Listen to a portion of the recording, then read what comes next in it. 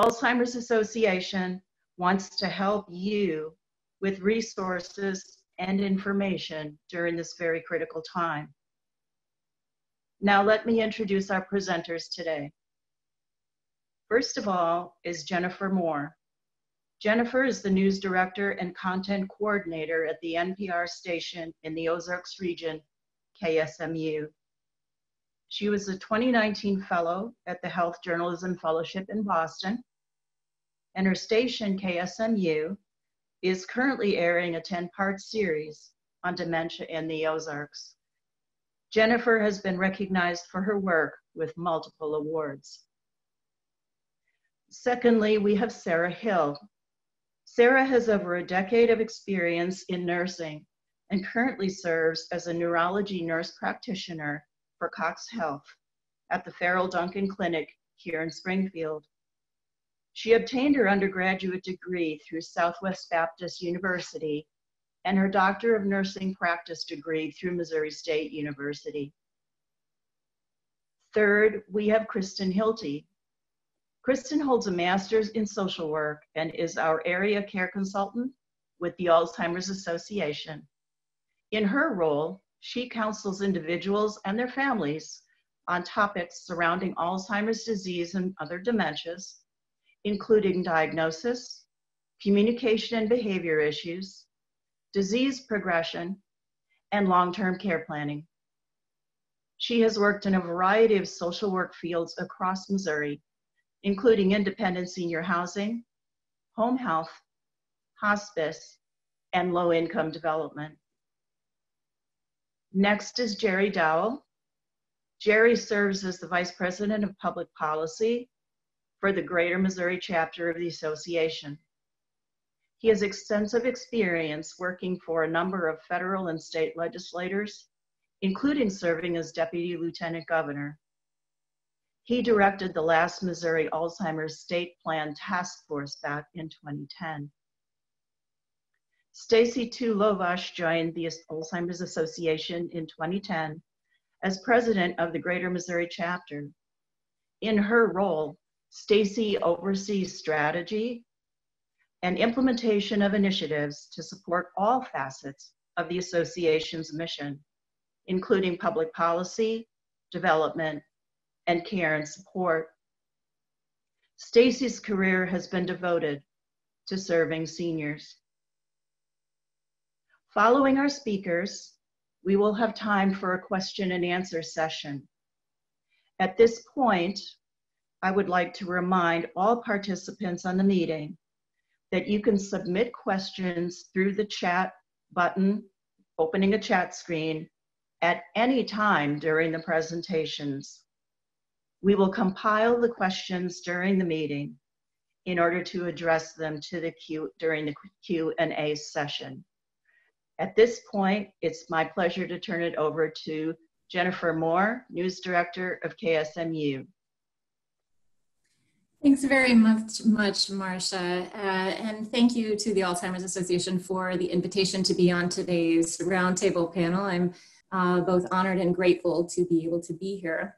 I thought it would be most helpful if I just used my moments to speak about my recent interactions with people with dementia and what they are going through as a result of what I've learned as a journalist doing this 10-part series.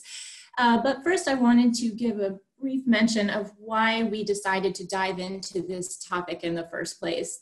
And as Marcia mentioned, I was fortunate to be on a wonderful fellowship for journalists last year, and we were able to get really up close and personal with some of the most amazing and brilliant minds in healthcare, health research, health policy, and to pick their brains. And a constant theme that kept coming up was dementia care.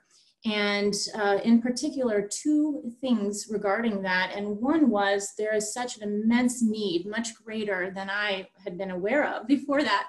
And the second thing is that there are so many untold stories and untold needs. And so I brought that back to Missouri with me and I said, well, we are going to talk about it.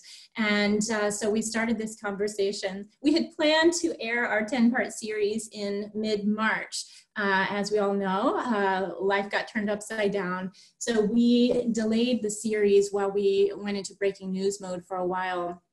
And then we set a date and thought, you know what, we're going to not only tell these stories, but we're going to incorporate the pandemic into our reporting. And I just thought it would be most helpful if I, as I mentioned, shared really one or two things that I have been hearing recently from the people we've been interviewing, particularly in rural Missouri. As the public radio station for the Ozarks region, we cover a wide geographical area. Much of that is rural, and a good portion of our reporting is dedicated to their unique challenges. And so I wanted to share a brief anecdote. I am a journalist by trade myself, by profession, and so I actually still have a hand in reporting. And so for this series, I was the reporter on a few of the stories myself, and went to Ava, Missouri in Douglas County, South Central Missouri, and stopped in at the senior center there. Again, this was early March, before the coronavirus caused many of those to close down for a while. And I spoke with the woman who works for Senior Age and runs that particular senior center. Treva Warwick is her name. And I asked her if you could wave a magic wand and provide one thing for families struggling with dementia in rural Missouri, what would it be? And she didn't miss a beat. She said it would be respite care. And so many of these caregivers are family members who have taken it upon themselves, and they need a break. Even the ones who don't say they need a break desperately need a break for their own mental wellness. And I posed that same question to another longtime dementia and Alzheimer's advocate in Polk County in Bolivar, Missouri, just to the north of Springfield here. And Billy Baldwin has been leading support groups for a very long time.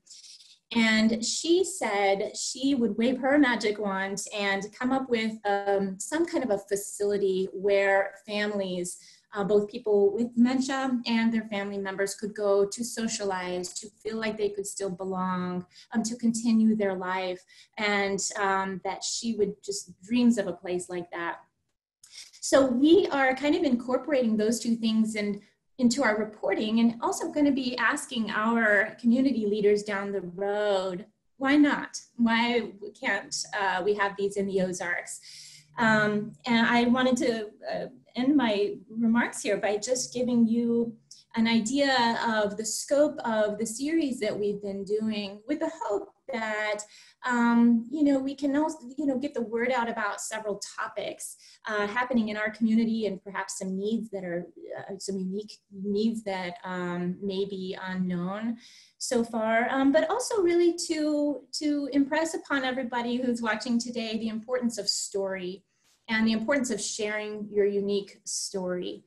And I really hope that people on the call do reach out to your local media and say, you know what, this is something that we're experiencing and we'd like some attention or some light to be shown on it.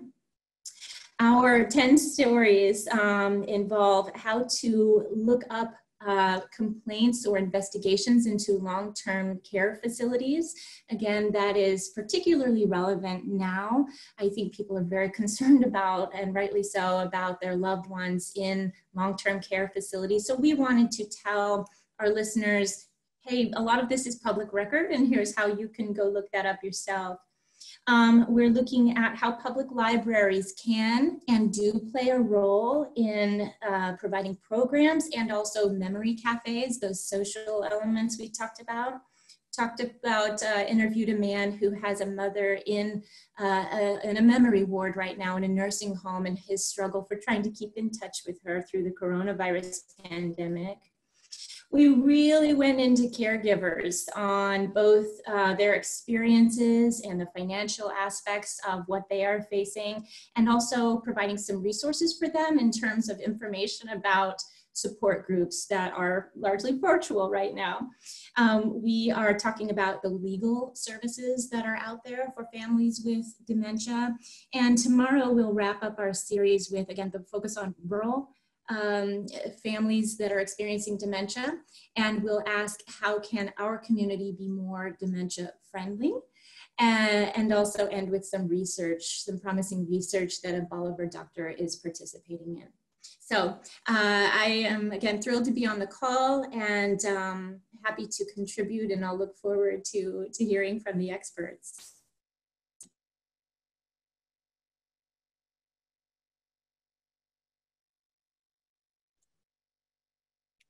Wonderful. Sarah, we'll pass it on to you next.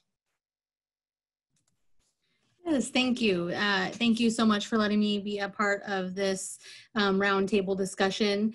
I have a real passion for dementia and Alzheimer's, and I'm just happy to be able to be a part of this discussion today. So I'm kind of going to start, I'm that clinical side, so that's where I'm going to start my portion.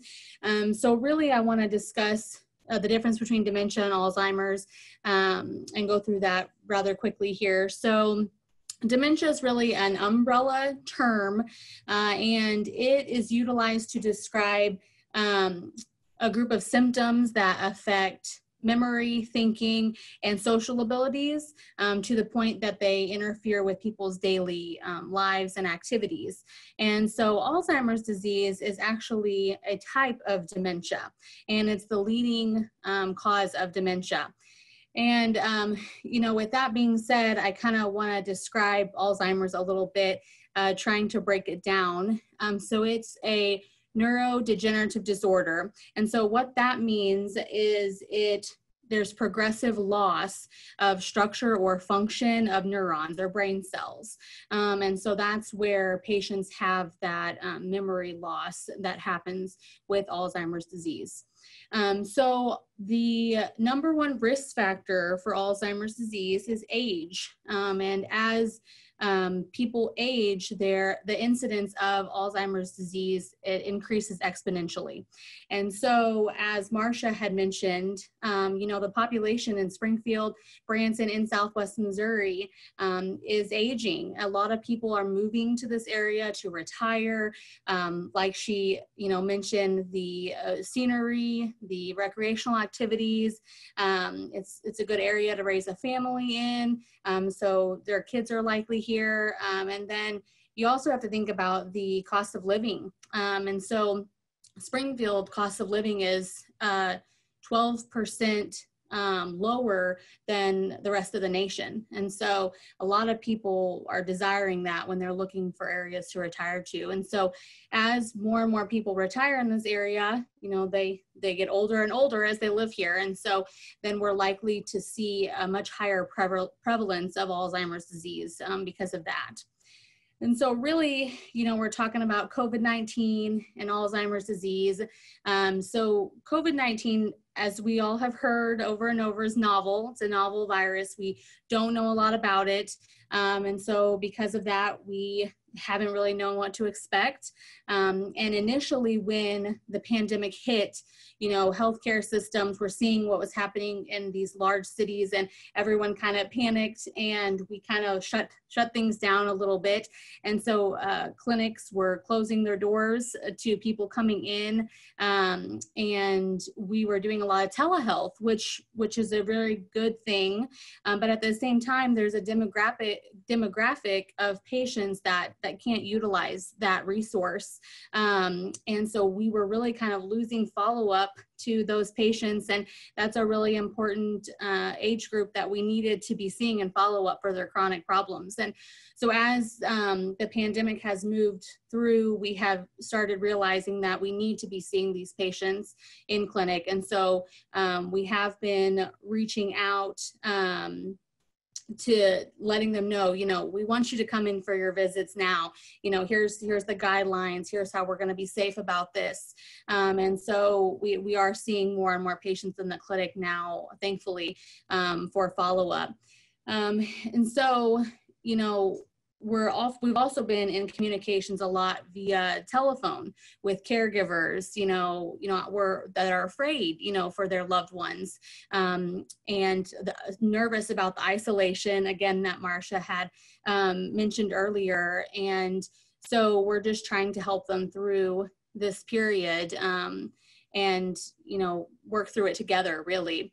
But now, you know, we think that there's a possibility that we're going to be seeing possibly an influx in patients or family members reaching out, wanting some referrals to neurology for concerns of memory problems. Whereas, you know, their parents may have moved in with them during this time, or they may just be seeing more of them because of the situation, and therefore they're realizing that there are some memory problems there, or some, you know, thinking or social abilities that they are noticing, and reaching out to us to say, you know, is there something going on here? And then we kind of go through the work up through that. So we do think that, you know, there might be an influx as this continues to go on of patients that are concerned, or family members that are concerned about memory problems. So as we continue to work through this pandemic, you know, we're trying to do our best to, you know, keep patients that access open, keep that communication open with the caregivers, so that we can help in whatever way possible through this unknown territory. So hopefully things will continue to get better, and we'll continue to be able to bring that access to this community. So that's, I think, about all I had in regarding COVID-19 and dementia. So I will go ahead and pass it on next to Kristen. Great, thank you, Sarah. I appreciate that. As a care consultant with the Alzheimer's Association, I think I have a very intimate window into what life has been like for our families over these last few months. So I wanted to talk a little bit about how our association has been keeping in touch with you, and also to share what I've learned about the unique stresses that you're feeling right now. And finally, I want to summarize some of the advice that we've been sharing and some of the resources, ways that you can cope in this new environment. You know, right from the get-go, when we learned that we had to shift to our home offices in response to the social distancing guidelines, we quickly found ways as an association to be available to our constituents in Southwest Missouri. In fact, the situation challenged us, I think, to seek out new ways to engage. We basically moved all of our education events to online platforms. And in some cases, we've actually seen attendance numbers higher than they were before the virus. So we know that they have been successful. And many of our support groups have shifted to telephone or teleconference groups as well. Because of the success of these programs, and because we know there's going to be people who want to continue to do these types of events from home to remain safe, we plan to continue to offer our virtual programs into the foreseeable future. So that's a good thing for us. We also continue to serve our constituents one-on-one, both through our helpline, which I'll talk about later, and through our local care consultations that we've been continuing through phone and through video conference. You know, in talking with families who've had to manage Alzheimer's disease and other types of dementia on top of what is now a national health crisis, I've learned a lot about the stresses that you're experiencing. For families living at home, what we've seen is that caregivers have lost many forms of the support they once had. Like Jennifer mentioned, that respite support that is so very important for our families. The adult daycare centers, which are needed especially for daytime respite, and a lot of our caregivers are still working, and so really dependent on those adult day centers to be open. Most of those closed over the last few months. We're starting to slowly see them reopen in Southwest Missouri, unless they're located in a long-term care facility, but some caregivers naturally are reluctant to go back and use the service in light of the continued community spread. And likewise, while agencies, in-home agencies and long-term care facilities did remain open over the last few months, again, many families made the difficult but personal decision to discontinue services until they felt it was safe to return or restart, or others delayed moving their loved one into a facility for fear, honestly, that they would not be able to see them again for a very long time. So that lack of respite and relief options for our primary caregivers have caused many of them to report feelings of isolation and loneliness. I think that's a theme that we're starting to hear tonight. For those with family members already in skilled care, before the pandemic, it's created a different type of stress. Families are prevented, obviously, from visiting and speaking face-to-face. And this is especially hard if your family member is ill or is near the end of life. Facilities have responded in creative ways, and for that we're thankful. They've been offering drive-by window visits. They've been offering FaceTime phone visits. I think here in Springfield, we even had an opera singer that went and sang at one of the facilities, so that was a great story. But in light of the current situation and the likelihood of it continuing for a long time, it's affected our facility staff, patients, and family members greatly. For all of our caregivers, though, and individuals with dementia, we do see common stressors, and I think this comes across the board. Healthcare appointments, like Sarah talked about, have been delayed by individuals, and they're either reluctant to go back, or it's been delayed, and so there's like a backload of individuals to see. And so some of those diagnostic evaluations have been delayed as well. And normal family routines have been altered with extra hygiene practices that frankly can be frightening to an individual with dementia. And isolation and loneliness, many families have reported to me they've seen changes in cognitive decline in their loved ones. So as the association has had these conversations with individuals, and we've talked about the stress that is felt by our families, we've come up with some guidance and suggestions on how to operate in this new reality, both now and in the future. And I want to share some of those with you today. First, this has always been important, but never has it been more important. Make an emergency plan. If you're a caregiver, and if you were to become sick, what is your plan? Line up family members who can step in, or identify other resources, such as long-term care facilities that are accepting new patients. And what if the person with dementia becomes ill? Familiarize yourself with those warning signs of illness, which can be masked in dementia patients, as we know, and understand what the hospital or clinic procedures will be like. And day to day, keep a routine. We know that individuals with dementia remain more calm and can function better with routine and predictability. If possible, take an early morning walk every day to set their internal clock. Plan a daily activity that you both can enjoy, such as gardening or crafts. Go for car rides in the country. I hear that one a lot. Keep puzzles or other simple activities near at hand. And really important, keep in touch with loved ones, even if it's by phone, or if you feel brave enough to try Zoom or Skype for the first time, stay in touch with those loved ones that you haven't seen. And keep good hygiene, a routine as well.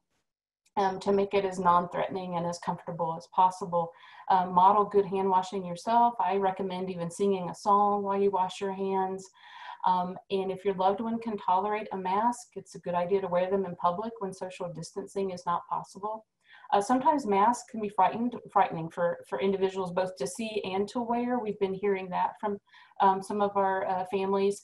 So we explain that a good way to tell them is the reason for wearing masks is that there's a cold virus going around that we don't want them to catch. Just describe it in simple ways that make sense to someone without making it overly frightening. If you decide to use in-home health services, just follow CDC recommendations for good hygiene and for good social distancing practices. Most agencies will be doing this already, of course, but if you hire someone privately, it's really up to you that they follow those recommendations, wear a mask. If they can, make sure there's no temperature when they enter your home, some of those basic rules. And many of you may ask, well, what is it safe for me to do outside the home? Simple question, especially now that Springfield is opening and some of the areas around have opened. We recommend that, it's a personal decision, but just ask yourself some simple questions. How many cases are in my area? Certainly there would be more in Springfield than in the outlying rural areas.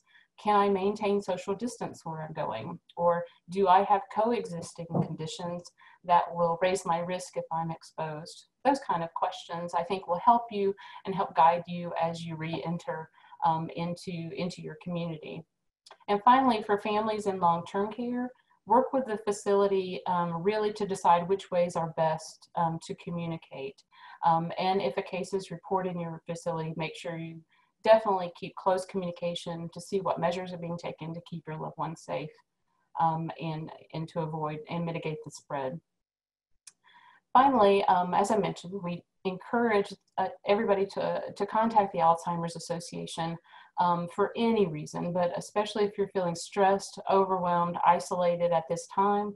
You can always use our 24-hour helpline at 1-800-272-3900 to speak with a master's level social worker about your concerns. And you can also, we have a website that we've created just for this time. It's www.alz.org/MOHELP, M-O-H-E-L-P. And we have just chocked it full of resources, including all of our virtual education programs, our support groups, activities that you can even do with your loved one at home. So if you visit that, that'll be your one-stop shopping source for the Alzheimer's Association.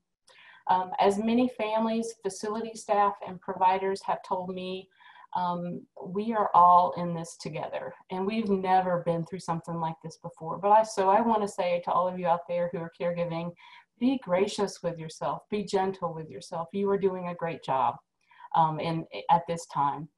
So just be gentle with yourself, and we'll all get through it together. And now I'll turn it over to Jerry Dowell, who is our Vice President of Public Policy for the Alzheimer's Association. Thank you, Kristen. So in my position, I interact with our federal and state legislators. And one of the things that I'm proudest of is that our association takes the lead when we see things aren't going right. So as the COVID-19 pandemic started to accelerate, we realized as an association and anecdotally hearing from our caregivers and those that we serve that it was going to create additional challenges. And with city and county and other quarantines and shutdowns, it would provide a hardship on those caregivers and the individuals that are suffering from dementia. And particularly in long-term care settings where, in nursing homes, 48% of the individuals, the residents are those that are living with dementia, and 42% of residents in residential care facilities are living with dementia. So it was a hardship that we realized, and something that we've seen nationwide from stories is that the COVID-19 pandemic has hit those facilities additionally very, very hard. So as an association, we've released a series of recommendations that we are taking to state governments and to our federal legislators to take a look at in improving our state and federal response to COVID in long-term care settings. And of those policy recommendations, they have 4 pillars. One is we need to require additional testing. So in a facility that has a positive test, we should require the ability to test everyone in the facility and make sure that we can stop the spread. The other thing that we wanted to ensure, and this is from a sense of transparency, is that we need to have reporting, instantaneous reporting. So we should require that if you are a facility and you have a positive test for COVID, that's immediately transmitted to the state health department so that we can keep an eye on where facilities may need help. The third piece of the policy recommendation that as an association we recommend surge activation. And what we mean by surge activation is that where there are hot spots, so where there are areas where there are several positive cases, that we provide state or federal support to appropriately employ necessary PPE equipment and testing and other things to immediately contain and eliminate any further spread. And then the last item is the providing of additional support like PPE and immediately prioritizing long-term care facilities. So at the beginning of the crisis, a lot of the talk was surrounding hospitals and ensuring hospitals receive the appropriate equipment and having the ventilators and things that they need. And quite frankly, we have ignored the facilities that take care of our loved ones. So we wanted to immediately make sure that those facilities would have access to those items.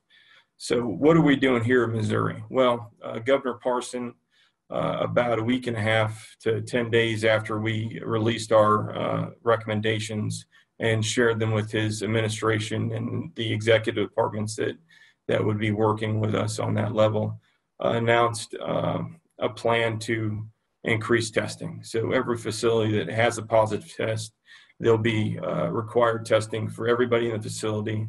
There'll be what they're categorizing as a box-in strategy. So once there's a positive test, they'll test everybody. What we're looking for is additional reporting and testing after the fact. So once you've isolated those that have tested positive, continuing to make sure the facility is COVID-free. The next thing that the governor and the state of Missouri has done is that they've created a dashboard that would track the cases county by county. So Missouri is in a unique position where it's only one of 7 states that protect data in a certain way where we don't have granular reporting data. When I say granular, I mean once you don't know if there's a facility that has someone that has tested positive. You just know that there are facilities inside of a county that may have tested positive. So currently, as of Monday, 195 facilities in Missouri have had at least one COVID positive case. We don't know if there are still active cases in those facilities because that's not data that's being shared. So we're still wanting to encourage the state government and the governor to include more and more information to create transparency, which we believe will allow the loved ones of those that have individuals inside of these facilities to feel better. More information creates a safer mind. Surge activation, the governor in Missouri has activated the National Guard to help with additional testing. So we believe that what we'd like to do is continue to build on what the governor in the state of Missouri has done and create additional folks that will be able to help out. For example, maybe designating the state long-term care ombudsman as an essential worker and allowing them to have access to individuals inside of a care facility and to be able to have discussions with their families after the fact. And then providing support, the state of Missouri has done something more unique than other states, is it's created a local marketplace for PPE. It's also incentivized businesses to produce additional equipment here in the state of Missouri so that we don't have to rely on the Federal Reserve, the federal stockpile, as well as FEMA and other facilities. So it's helping connect long-term care facilities with the equipment that they need to get that done. So Missouri has acted in all 4 phases. I think there's still more that we can do and still more that we want to do to provide increased transparency and increased safety for those that are inside of these facilities, as well as the peace of mind for their caregivers. And one little note is for those that are interested in getting involved in the activities surrounding what the Alzheimer's Association does advocacy-wise and the policies that we push for that we believe will help us one day end Alzheimer's. You can get in contact and learn more information about those campaigns by texting ALZMO to 52886, and that'll get you connected with our state and local elected officials on the things that we're advocating for. And I'll pass it off to Stacy. All right. Hello, my name is Stacy Tulavas. I'm the Executive Director, President for the Greater Missouri Alzheimer's Association that serves most of Missouri, including Springfield. So we've been thrilled with the attendance on this program. We appreciate that. We've been looking forward to furthering our reach in Springfield and the Southwest area, and decided we would not let COVID slow us down, that we would continue to hold this. So again, thank you for showing up today. I hope you will spread the word to 3 other people about the resources and that you've heard about today, and where to go to get help, because we're still vastly underutilized in our services. My world before joining the association was in long-term care, and I will tell you, my heart breaks when I hear the stories of our vulnerable seniors, our caregivers, our care providers. It's absolutely heartbreaking. And so again, I just want to say that my thoughts, my heart goes out to those that are caregiving or dealing with somebody with Alzheimer's as well. But I'm also proud to be a part of the association where we're looking at action. And you heard a lot of that today, right? We're part of an organization that's convening and collaborating, and we have advocates, and we're working for systemic change. So very proud of that. And I want to give you a couple of highlights of what we have going on. First of all, the big picture. The association's role or mission is to lead the way to end Alzheimer's and all other dementias. It's a lofty goal, but we feel like we can do that through accelerating global research, driving risk reduction activities and early detection, as well as maximizing our quality care and supportive services that you heard about. So you heard today from Kristen about how we're working on a national level and then on a local level to provide care and support to all persons affected by this disease.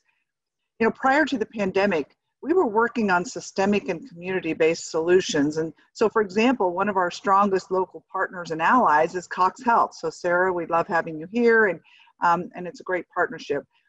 The partnership that we have with them, it was a unique model where we were working with Cox Family Medicine and Neurology clinics to support their clinical team and basically connect their constituents with our services so that people could get the necessary services, all designed to improve health management and ultimately outcomes. You heard today how we're responding to the problems that have been exacerbated by COVID, care delivery, working to serve all communities. And we know that there are inequities in diagnosis and in care, and all of this existed before COVID, and now COVID has removed those blinders, right? I will tell you that through our work, we are going to continue to demonstrate our deep and steadfast commitment to diverse communities, and we will remain mission focused. We are deeply committed to addressing inequities and health disparities. And you heard already, people are not alone. Our helpline is here 24 hours a day, 7 days per week, and I know that it's been listed. So again, you heard other ways, other things that we're doing. Jerry talked about advocacy, galvanizing thousands of advocates. We are the ones out there at the federal level asking for research dollars, care and support, and also at the local level. So know that we're out there. On a research level, you may not know that the Alzheimer's Association is the largest not-for-profit funder of Alzheimer's research. We are committed to advancing this vital research to ultimately get to treatment, prevention, and hopefully to a cure. There's no question COVID is having a significant impact on our ability to do research. We cannot, and at a time though when we cannot afford to lose a single day. We were behind the gun already on research, but we have to put a pause. We have to reconfigure our vulnerable population. They are the study participants. Their caregivers are study participants. So we've had to put a hold on some things. But I want you to know that we are being creative. We're continuing to move forward and move the dial. Know that we are working diligently to keep moving forward. And there are some incredible strides being made. Watch for more information about research. Watch for possibly a research event similar to this that we might do later in the fall or in the spring to keep you up to speed. Not-for-profits all across the nation, they're struggling. They're seeing funding decreases, and we are too.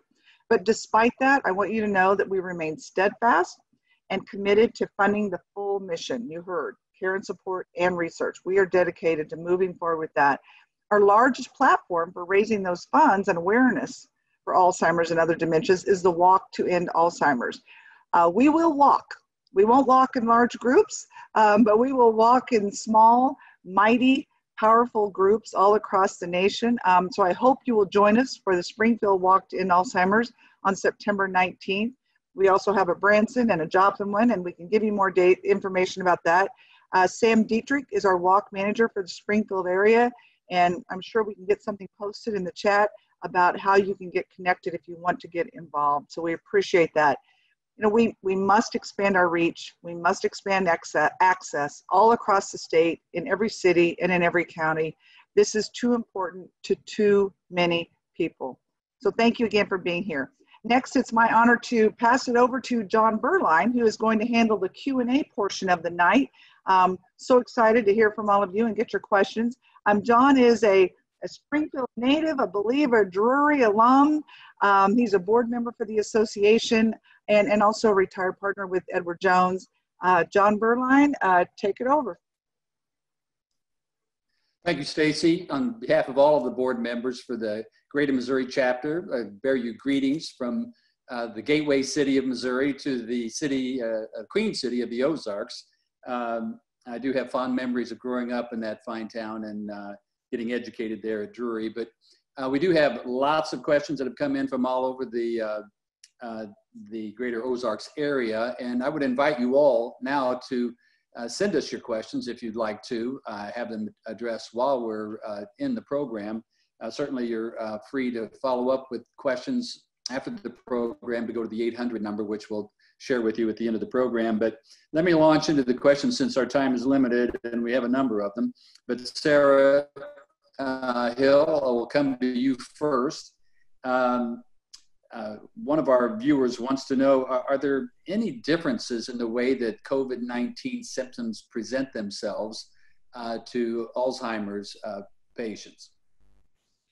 I mean, the thing is with COVID being so novel, I think that we've just kind of been trudging through how everything's been going, and there have been actually recently new symptoms that were released. So at this point, I haven't read research that alludes to anything different to Alzheimer's or dementia patients presenting with different symptoms.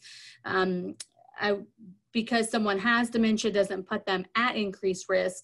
I think maybe this population, it likely has other chronic diseases, so that's what mostly puts them at risk.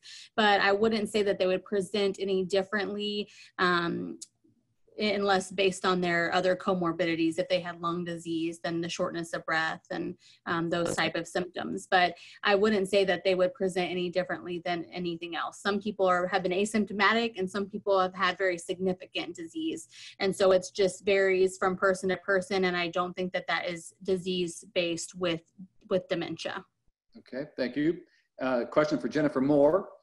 Jennifer, one of our viewers wants to know, what's been the most surprising thing that you've heard or learned in your series about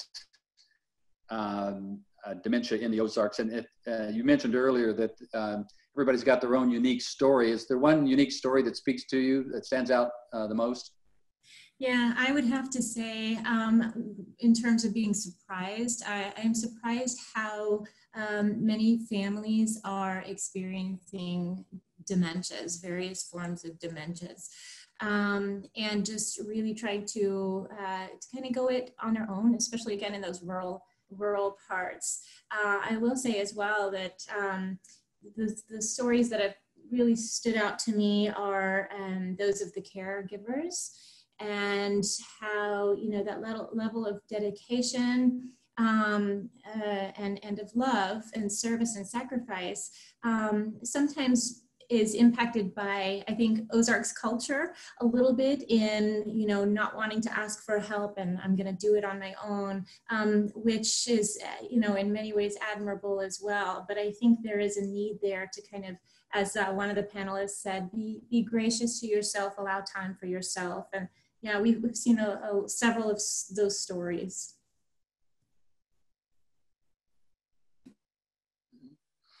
Sarah, back to you. Jennifer raises an interesting point because of that independent nature that most our Zarkians have. Are you seeing a reluctance of people with who are caring for someone who's living with Alzheimer's to bring them into the hospital? Maybe they bring them in later than others might come in. Yeah, I don't know that I've personally seen that, but I would say so, especially with the visitation, guidelines right now. People are afraid to bring their loved one to the hospital when they're not going to be able to be there with them and advocate for them. And I mean, it's a scary thing. But if they need that acute care, it is important that is a step that they take. But I don't think necessarily as far as the clinic goes that people have been afraid to come into the clinic. I think that they have felt that they need to be here for their chronic care of dementia. And if they are concerned, they will always call, or we can discuss things over the phone instead if they do have concerns about bringing them in. But I do think that people probably are nervous about that in regards to hospitalization. Right. Don, yes. Stacy, I'll just add, and Kristen can add to it, but and going into COVID, Alzheimer's disease was already underdiagnosed and underdetected. And so this is just going to compound and layer upon it and really build up this, this group that really needs support and services. And, we're there. Jerry, a question for you.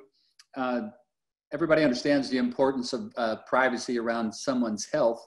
But is there a way for us to know which care facilities around the region have an outbreak of COVID-19?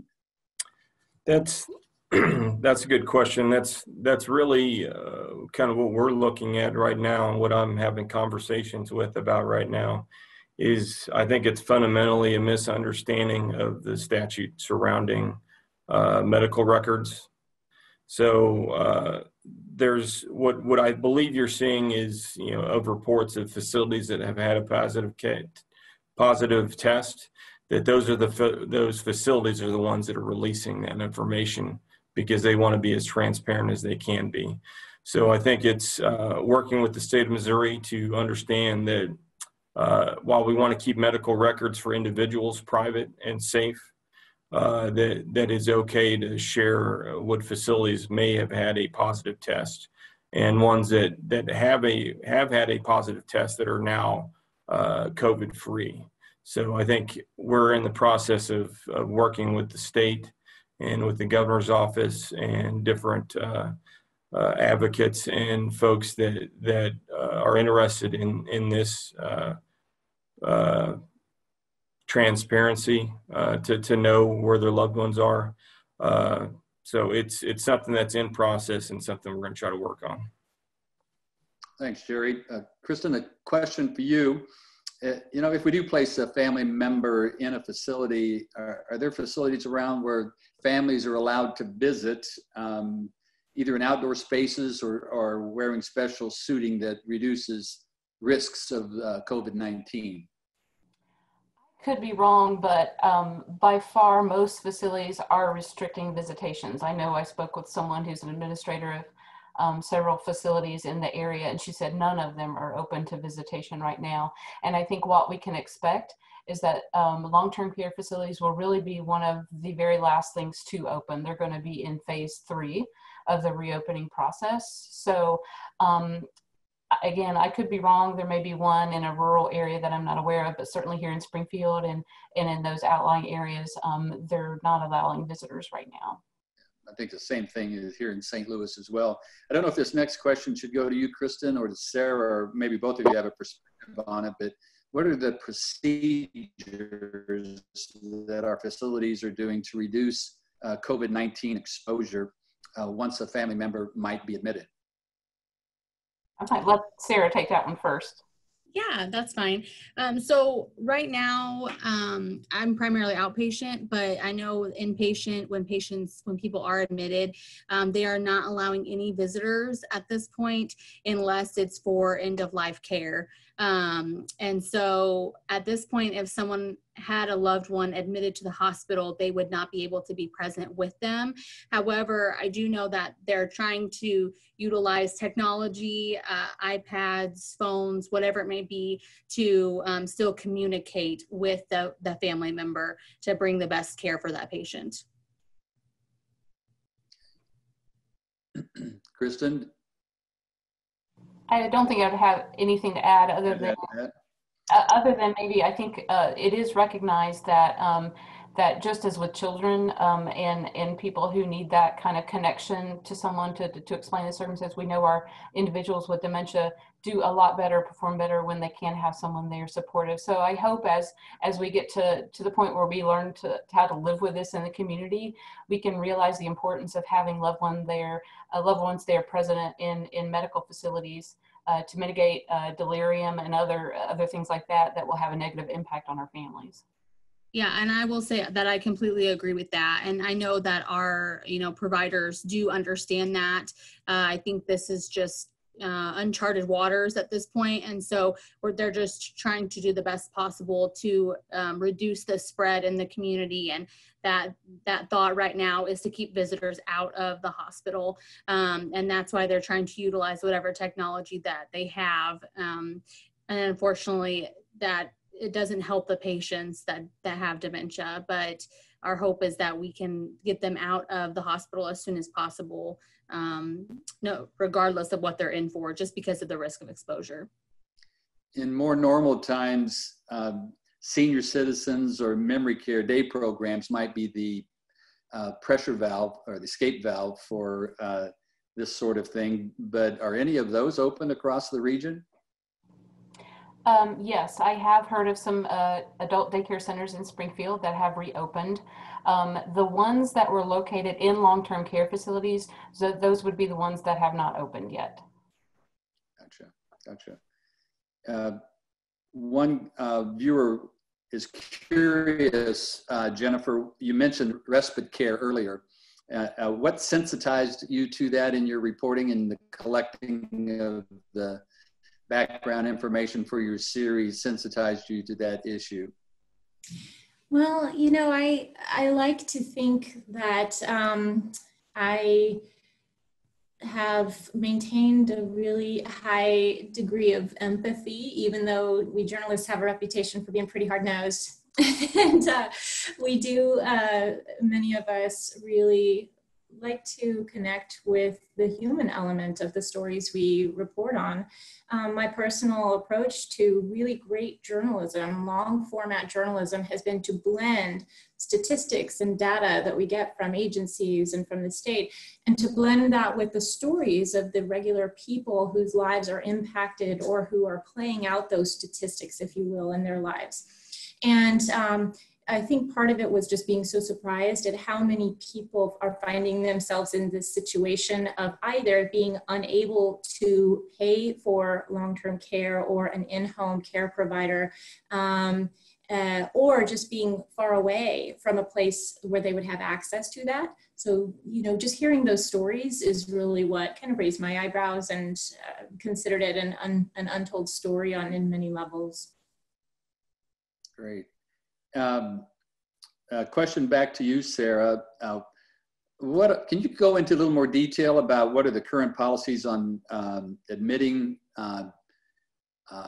Alzheimer's patients into hospitals? And what's likely to be the experience if you go to the emergency room and you're taking in a loved one who is exhibiting symptoms? Are you able to stay with them? How does that work? Yeah, generally or historically, what I've seen with patients, dementia patients that are admitted through the ED and that are brought to the ER, they've had a change in mental status. So something that's different than how the patient is at baseline. And so therefore they bring them in for concerns of other things, stroke or infection, UTI, something like that. But I still think regardless, from what I understand, is that they bring them into the ER, and then I don't know that people are allowed to stay with them in the ER room.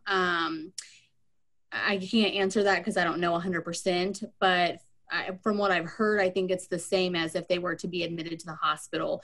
I think that it would be a telephone call to their loved one to obtain the history of what's been happening. They may allow them to stay in the waiting room with them because they have guidelines in the waiting room as far as social distancing and the required distance between the people waiting out there. But as far as I know, they're trying to limit the people waiting because of the risk of exposure. But from what I understand, I don't think, excuse me, that people are allowed back into the ER with them. I might be wrong on that, but I think that it's the same as if they were admitted to the hospital. Gotcha. Kristen, a question back to you. What are some of the creative ways to speak about getting rid of maybe dangerous things in the house for, you know, when you're used to, if you have a very physically active family member who's living with dementia and you're used to getting them out and getting them outside the home, but now they're confined to the home, that presents some problems of daily life. How do you have those conversations that help keep them safe? How to provide activity for them in the home or keep them activity, and actually, how do you recognize risks in the home that to the rest of us are just normal things of living, hazards that they may inadvertently turn the stove on or leave it on or whatever it might be? Right. We have some wonderful resources at our alz.org/Greater Missouri website. And you can definitely call a care consultation or the helpline to discuss some of those things. But we have a list of all of the things that might be hard for us to recognize, like even the simple things like poisons under the counter, knives out in the open, stoves that might be on, depending on if a person's living by themselves, certainly. So those are the things that we can list. It's a little bit more challenging, I think, keeping somebody occupied for long periods of time in the home. On that website I mentioned earlier, the alz.org/MoHelp, we actually have a link to a lot of activities that people can do. It's amazing how many like museums and parks have virtual visits that you can do online. Again, you can take rides, car trips. I always kind of encourage our families to speak of things in a positive framework. So rather than maybe if your loved one's watching TV 7 hours a day, instead of saying, well, you really need to turn that TV off, say, I have a puzzle over here and I have been waiting to do it all day. Can you do it with me? Just speak really positively about things that you would like them to do or join in on, and that will encourage them in a lot of behaviors. One of my favorite stories to tell is an individual whose husband would not take a bath, I mean, for days and days on end. And she said one day she went in and she just told him, oh, I bet a hot bath would feel so good right now. And she said he hopped right in. So sometimes it's the way we frame things with our loved ones that makes a big difference. But for those safety resources to kind of clue you in on what those dangers might be, we have some great resources online. So. Mm-hmm. Great answer. Sarah, one viewer wants to know, it's really good to get Alzheimer's patients into a routine, but all the changes due to the COVID outbreak have disrupted routines. And they want to know, is it normal to expect a bit of a decline in your loved one mentally because of the change in routine? Yeah, I would say that it would be expected to see a little bit of a decline because of that. I think it's just the fact of not having that same routine. They're, not used to maybe having little kids in the house, or when school was still going, they weren't used to having the kids home from school. And so it really adds to their confusion. And so I do think that, yes, there could be decline that's seen with dementia patients because of the change in routine with everything that's going on. Stacy, a question for you. How has the COVID-19 pandemic affected the ongoing research across the country and the world to find a cure for Alzheimer's disease? Well, sadly, it is slowing it down, you know, because again, we deal with vulnerable folks, and they're either the participants in the studies or their caregivers are. And so it is slowing things down. And so, for example, you know, we have some incredible institutions here in the state of Missouri, and they have had to close, not literally close down, but pause their research during this time. So that's the sad news. The good news is that we're still moving forward, and truly they're all slowly coming back, right, as they open, but they've got to make sure, they're all making sure that they put a lot of precautions into place to make sure that everything is safe. I'm, for example, in a study, and they reached out to me and said, let us know when you're ready, you know, and that's really how they're dealing with it, kind of on an individual basis. Are you ready to come back in and get things done?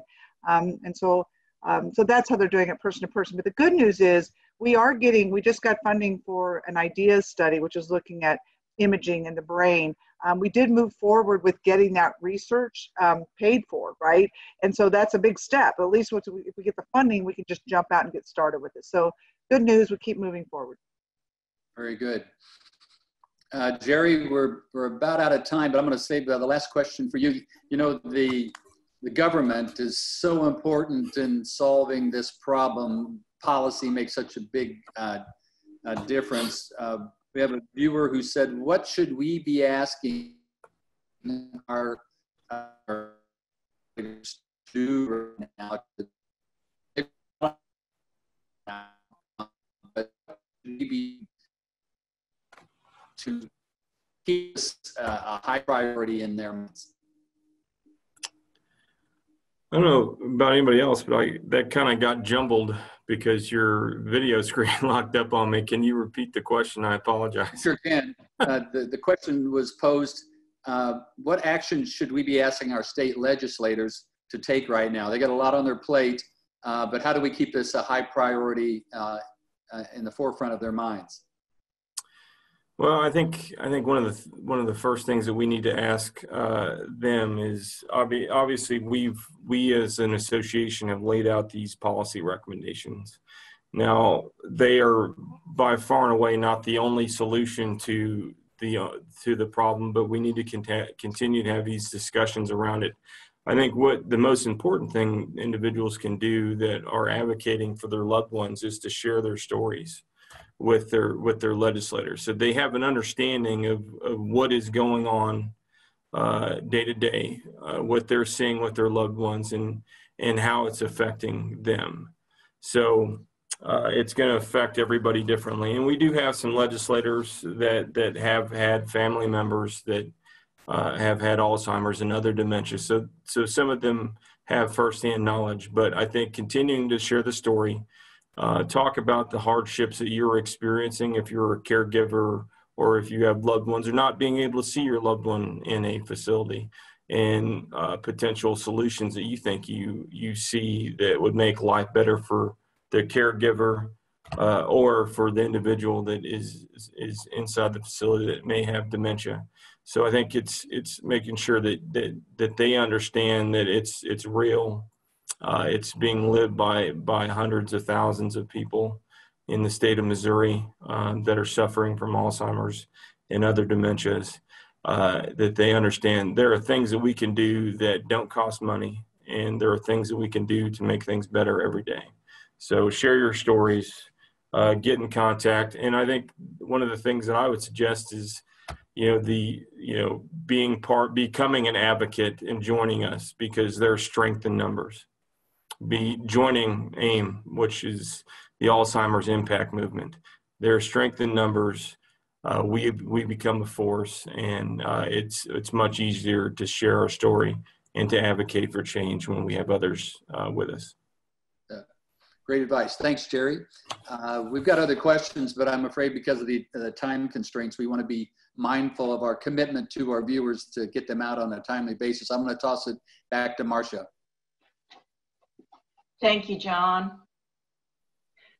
Thank you very much for everyone who took the time today to attend today's roundtable. As an association, we were thrilled to see the interest that this got and the number of attendees, that took the time to attend today. So thank you all for that. I'm going to reiterate, when you are looking for help, have questions, or need more information, please feel free to visit the Alzheimer's Association helpline. Give them a call. As Kristen said, they are there 24/7 to help you, whether you're in a moment of emergency, personal emergency, don't know who to talk to, or you're just looking for resources. They are there at 800-272-3900. Again, that's 800-272-3900.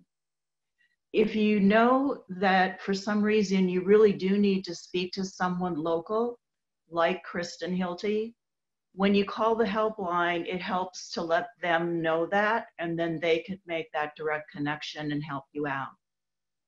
Kristen also mentioned that if you visit alz.org/mohelp, alz.org/MOHELP, there's a vast list of helpful resources there, also including virtual information programs that you can just use to watch and learn more and look for additional help for your particular situation. Thank you so much to today's presenters, and as well to my fellow board members and the staff of the association for pulling this session together for the areas specifically of Southwest Missouri. We truly appreciate all the work that went into this. We hope that our audience has found this to be very beneficial. Be safe, be well, and everyone have a good night. Thank you.